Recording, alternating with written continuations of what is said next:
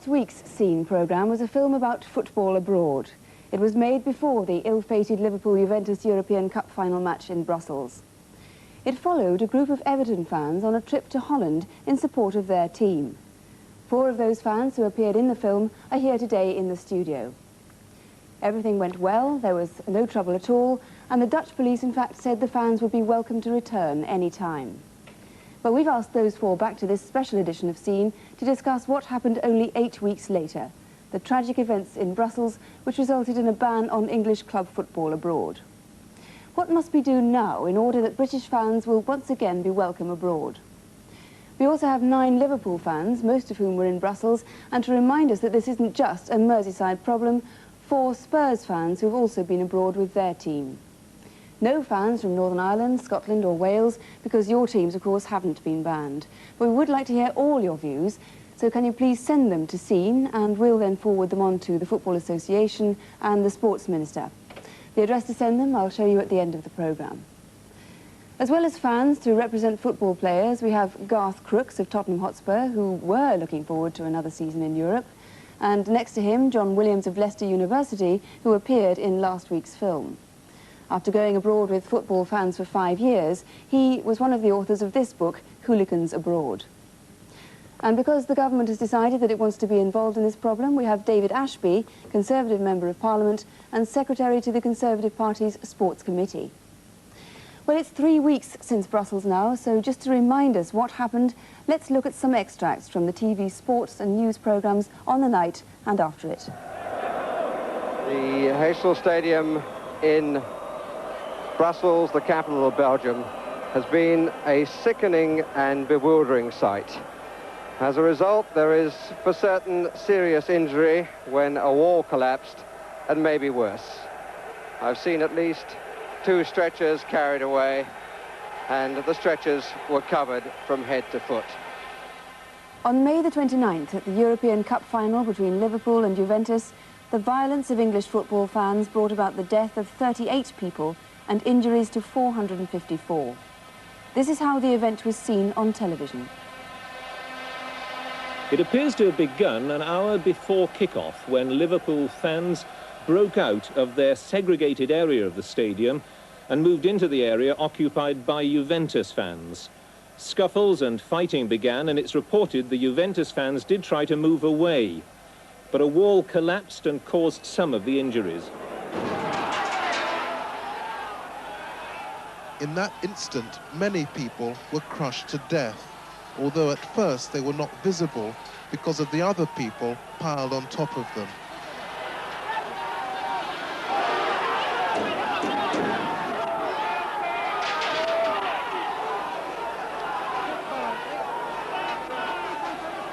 By this time, it was becoming clear that a slaughter had occurred. Minutes later, police were carrying out bodies on crowd control fences. It was a full 40 minutes before a proper stretcher was brought in. Other bodies lay unattended on the terrace.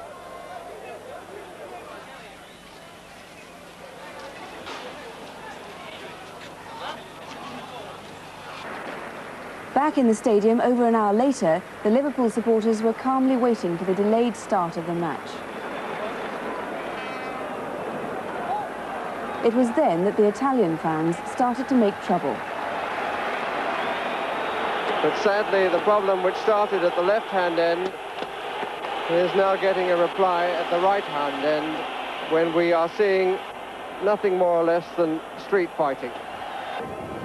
I tell you, I will never again go and see my team play football. I'm Italian. I would like to say to all the English people that they are very famous in the world for their education and self-control and so on. We have now the proof that all over in continent, everybody say, don't be like English people. You know what I said now? I'll tell the truth. Liverpool's team, then, you know what I mean? Might as well tell the truth.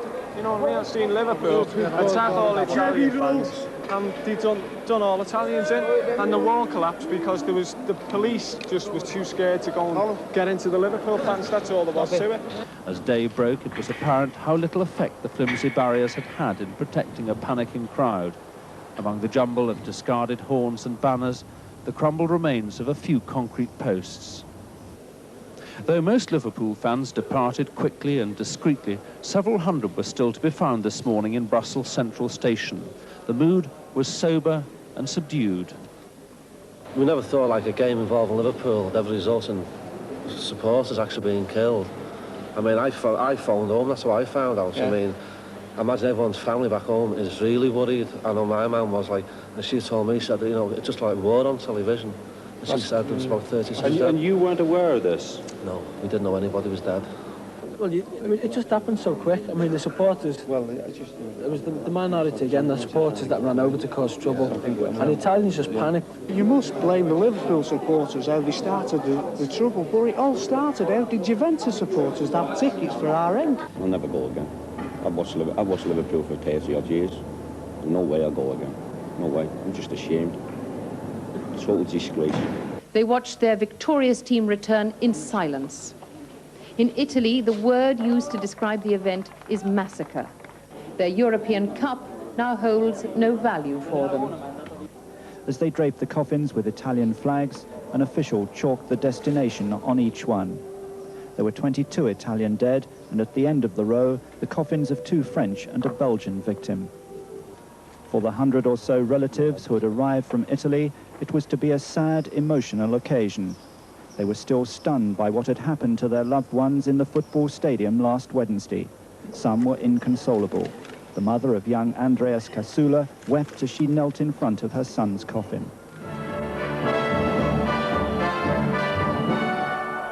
After Brussels, the world shuts the door on English clubs.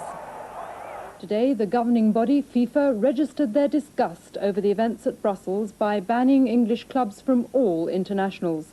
It had been a night of shame, and by imposing sanctions, FIFA was conscious of its duties and responsibilities and would spare no effort to build up the image of world football again.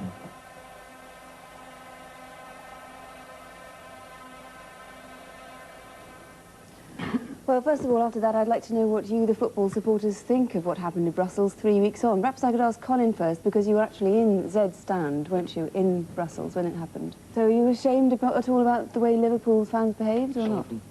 But some of them, like most of them, it's just, there can't be anything said for them, because they didn't do anything. It's a minority, but they're all getting blamed. There was a chap in front of us who was French who told us that there was a handful of people dead. But I mean, all I can really say is that I didn't eat for 2 days. That really sums it up. The whole thing was just confusion at the time. I've been rather upset about the hypocritical way our government and the big people in sport have handled it. I mean, there's 2 sides to every story. But, you know, I'm no way taking any blame away from Liverpool. What Liverpool supporters did was on film. Spurs fans, for example, have got a much worse reputation than Liverpool fans. Liverpool fans really got quite a good record so far.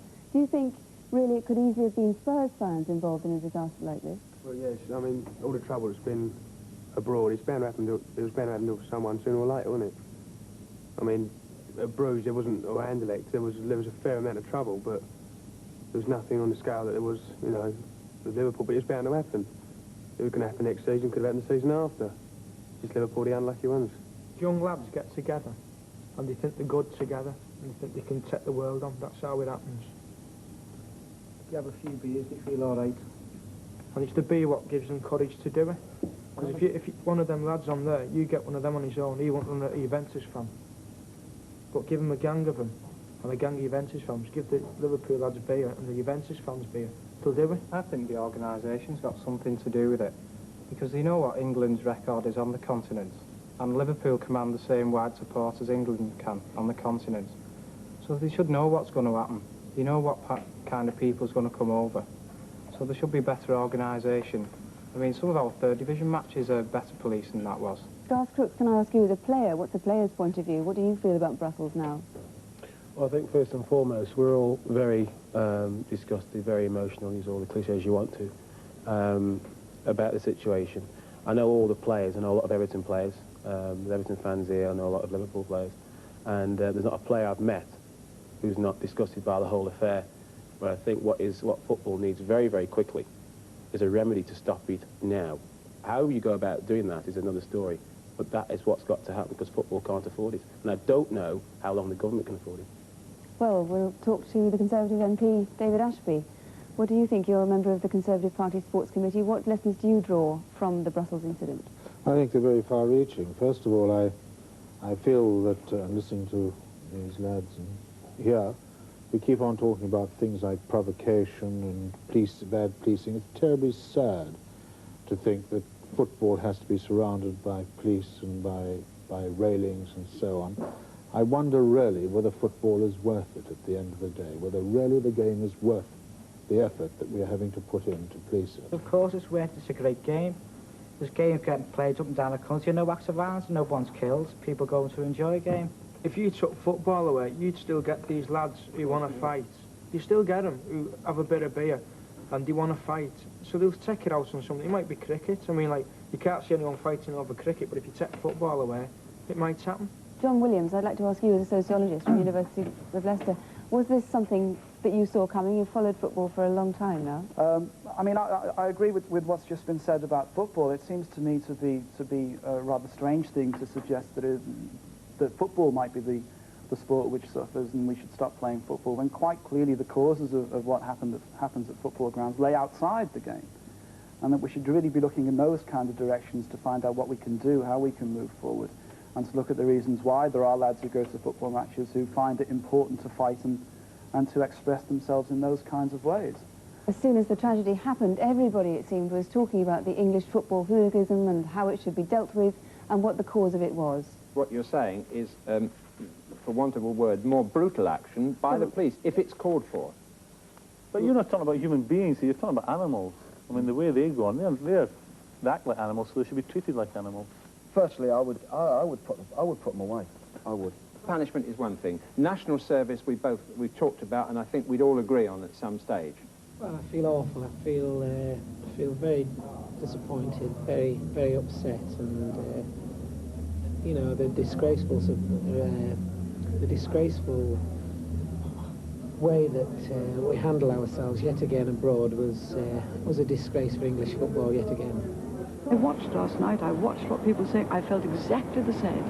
I wish we could get those responsible, get them before a court and stiff sentences so that they stop anyone else. Unspeakable. The mayhem that was created is unthinkable and absolutely disgraceful. But I think the degree of criminality involved, we've got to stop talking about football hooligans and describe them in real terms, criminals. Well, we know it's obviously been an appalling tragedy, and the scum that we're stuck with in this country at our football matches, we've just got to do something about it. Football is not the cause of hooliganism, football is the occasion.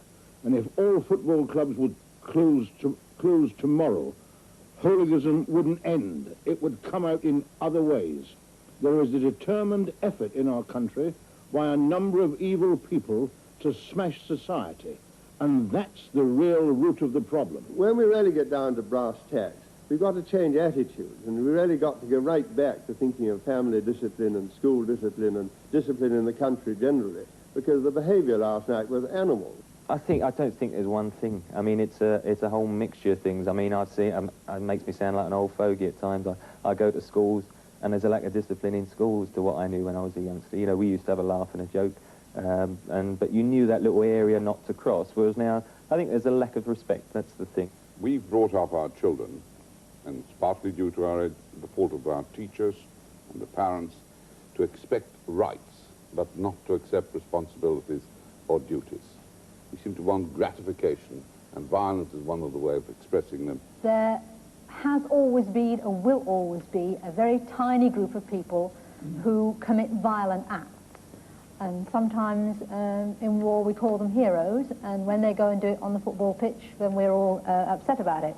But the change, as I see it, is a change from a reasonably optimistic teenage society of, say, 25 years ago, in the you've never had it so good era, to a very pessimistic teenage society nowadays, but for various reasons that have been mentioned, and I don't think it's a political point, really.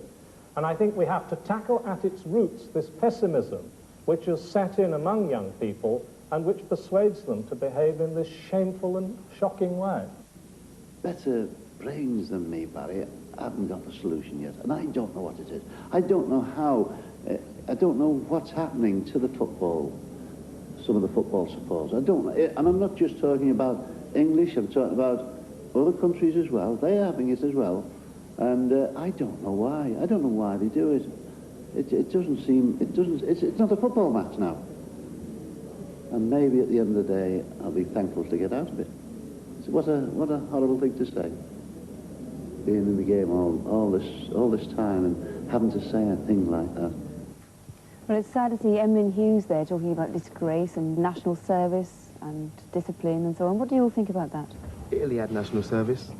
Italy still has national service, hasn't it? And what did that do when we saw Juventus fans throwing bricks and flares and everything else? It didn't stop it, did it?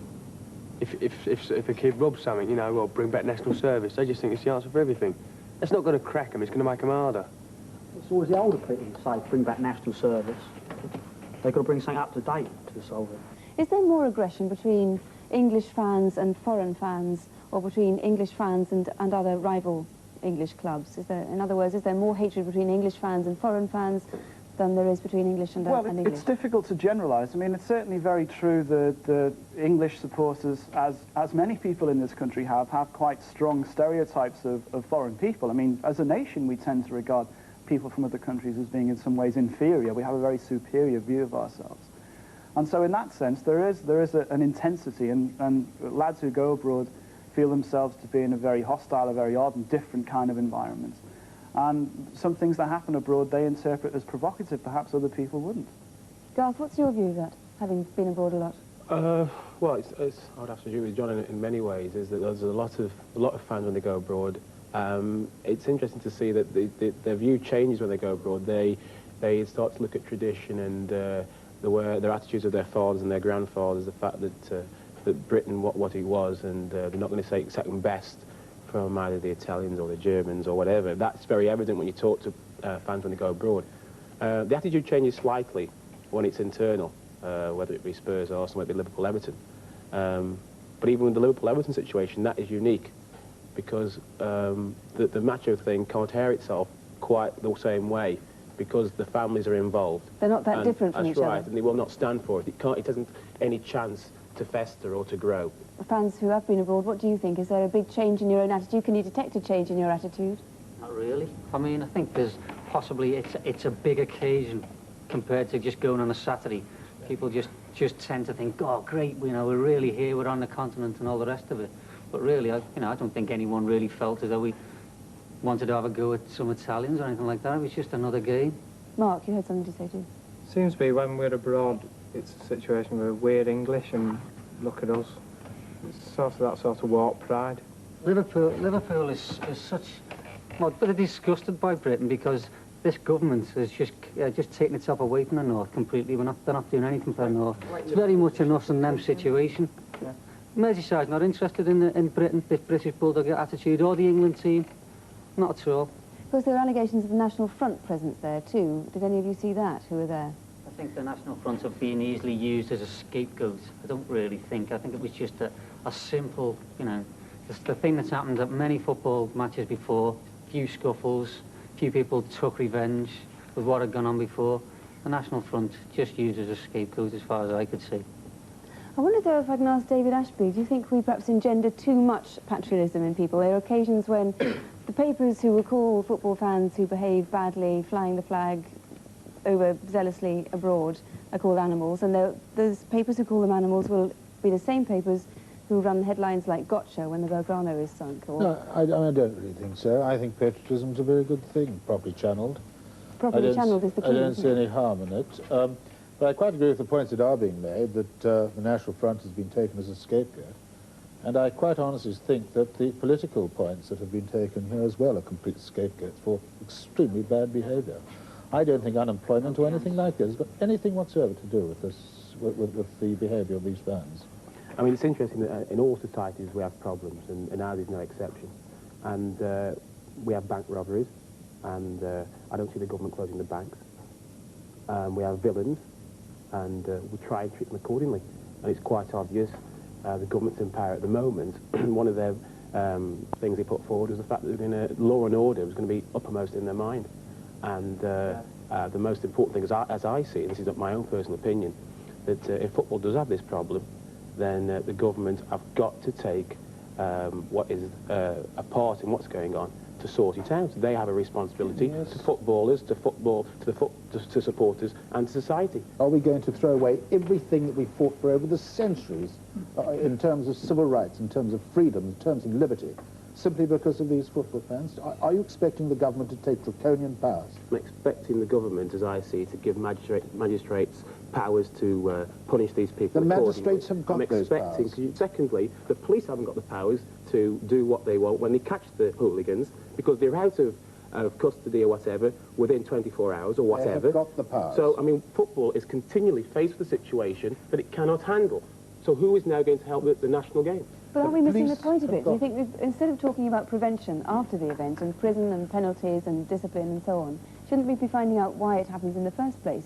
I'd like to pursue this thing, if I may, about why football violence seems to be a male aggressive thing, why it seems to be the male ego trying to assert itself, and why there are few women at the grounds. Indeed, presumably you don't want to see more women at the grounds. Is that right or wrong? That's right, yeah. That is a male thing. I mean, when you were at school, if there was a couple of lads fighting in the playground, before you knew it, there was a big gang watching. That is just natural male. Whether it's right or it's wrong, that is the way it is. I think if you look at the clubs which haven't got a history of violence, like Watford, Ipswich and Norwich, it's more of a family occasion. I think that's what football's got to do. It's got to attract the families back into it, make it more of a family occasion. And, you know, as I say, there's no violence at Watford or any places like that. They've got the right atmosphere there. That's what we've got to get back into football. Liz and Maria, would you agree with that? Oh, yeah, definitely. When I did go, I went with my dad and my little brother and everything, and we was in the Cop in Anfield, and it was a great, dead good atmosphere and everything. Really enjoyed it. But now I wouldn't go on my own or with another girl. I mean, there's just no way. I wouldn't even dream of it. What do you think of the way males behave? What do you think of the way... It's pathetic. I think it's so childish, it's unbelievable. And these lot sit here and say, oh yes, and they should do this and should do that. But when they're at a match, they're shouting over to the other fans as well. They're giving them loads of mouth, because you hear them talking about it, what they said to him and what they said to her. Everton fan Davey, what do you think? You're just saying that if more girls went to the match, it you know, stop some of the trouble, but it doesn't stop anything. Just girls go seeing outside the ground where girls have tried to stop fights and just got knocked out in it. What do you think, Liz? I think that if we went to matches, boys wouldn't act the same as they do now, because I think they've got more respect for girls. They shouldn't swear and shout and throw bottles if girls are there. So I think it would stop all the problems if girls did go. If the girls are there, and if families are there, it does dull in this macho attitude. You know, I have seen it when the wives are there and the girlfriends are there, that the lads are not so easy to want to give it the big and then the macho nonsense, you know. John, what do you think? Liverpool, you've got large urban areas, large, deprived, very hard, very tough urban areas, which are dominated by groups of lads. Basically, in relations between the sexes, it's the lads who dominate. It's the lads who rule and say what happens and where we're going to go and what we're going to do. And it's the lads who say, we go to the football, you stay at home, or you do this. I would like to ask one thing. I'd like to find out, first of all, who has taken part in fighting on the terraces? Is anybody going to admit to it? Come on, chaps. Go on. I don't do that for 1 minute. Can I ask you, Mark? You haven't admitted to owned up to any violence on the terraces, so I assume you haven't taken part in any. But why do you think it happens? What do fans get out of fighting on the terraces? Just to see who's better than each other, really. Like clubs, they say, oh, they got a reputation sort of thing. It just goes down to that. I'll say it. You go to a place like Birmingham, a place like that. Birmingham have sort of bad reputation sort of thing. Well, they have, really. I've seen it, but... and it just boils down to sort of see who's the hardest sort of thing, and who's got a reputation, sort of say, oh, we go out there, we have a fight and sort of thing. Well, in the end, whatever the reasons are, we have to accept that we've got to put our house in order, as I said before. We're going to be allowed back into world football. So what's the responsibility can we accept? First of all, Garth. I think the part that the players' responsibility goes, I think it is, as much as he can, is both keeping himself or showing a sign of respect both on and off the field, and making it clear that there's certain things that the media have highlighted with certain players is not really on. I know the clubs don't want it, because if it does have an effect with the people on the terraces, then it must stop. Do you think But footballers themselves can set a better example? Football is becoming an increasingly aggressive game, and the training of football players is increasingly aggressive too. Yeah. Do you think if they behaved in a more sportsmanlike manner, you could set a very constructive example? Exactly the same could be said of the House of Commons. Quite agree. What do you think the government's responsibility should be? Well, I think we've got to make quite sure that we can control and stop the violence at home before we can allow any sort of game to be played abroad. We cannot allow our violence to be exported abroad again. And to that extent, I support all the bans that have taken place. I often wonder whether part of the problem behind all this is that so many young people don't have the challenge that they used to have. And I'm not talking about national service.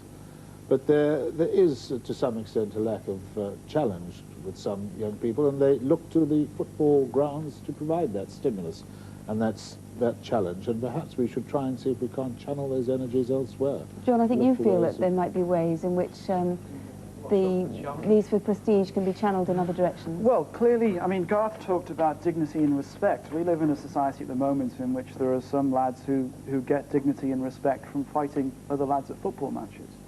And clearly what we have to do if we're going to move forward is to resist the temptation to believe that we can lock the problem away, and that by using short, sharp shocks or by using any of these sorts of mechanisms we can solve hooliganism. Anybody who says they can solve hooliganism, they can stop lads wanting to fight each other at football matches or in other contexts because it goes on in lots of other places apart from matches, then they're being foolish. We're not going to solve this problem immediately. We're probably not going to solve this problem in 5, 10, 20 years. What we have to look at the long term are ways in which we can develop, as a society, develop channels and avenues and opportunities for lads from these sorts of areas to gain status and dignity in other ways apart from fighting each other. Can I just ask you, the fans, what responsibility, if any, you feel you have to try and change things? It's obvious that one of the best solutions is to stop away supporters. Stop letting people go away watching their own team. You should have more... Like, they could have places where you can watch the away match in your own town, something like that. But then again, that's going to stop Geordie support. But are we past the point of no return on football violence? Are we in a new era now of football violence, and is it absolutely cloud cuckoo land to hope for peaceful football matches? Oh, you never get that. You never get a peaceful football match. You'll stop the stabbings and killings simply by putting metal detectors in things like that. But football violence on the whole, it's too late. It's just like around your own town where you live. You can't stop a weekend brawl, you know what I mean? It just happens. It's fights every weekend. It's outside the ground, not so much in it. It's outside when they get out on the street. Just go off field, say, buy a bottle, and a bottle where the bottle lands after that, you know. Violence is on the increase in society, not just football. I mean, you're talking about banning people from going abroad. How can you solve the problem with fans and players participating when no one's allowed to go? You can only solve the problem while it's there. You can't shovel it under the carpet and expect it to be solved. We've all got to participate together and solve it. I think the problem's not just attached to football. Abroad, you get the likes of last year in Mallorca and Ibiza, all the trouble over there. They weren't football supporters, weren't they? They weren't watching football teams. But yeah, you know, Mallorca was talking about banning, you know, English and British young lads. It's not just in football, it's society. Well, we seem to have come full circle. At the end of this discussion, we're still asking the question, why does football violence occur? What do you think? We'd like to hear your views too. Here's the address to write to. It's Scene, BBC School Television, London W12 8QT.